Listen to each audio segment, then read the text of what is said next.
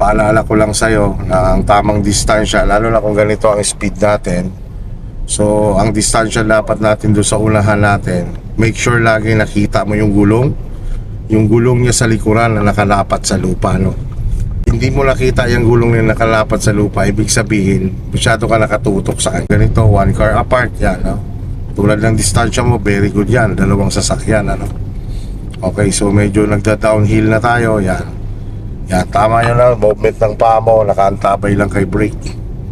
Very good yan. So ito naman kasing estudyante ko ito, napaka-defensive driver nito. Ako'y hanga dito at napaka-ingat magmaneho. Sabi ko nga sa kanya, baka ngayon ka lang nagiging maingat at kasama mo ako. Ano? Sabi ko sa kanya, kung ano ka ngayon, hanggang sa dulo, ganyan ka dapat.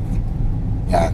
So, para maiwasan talaga natin ang magkaroon ng problema sa kalsada. O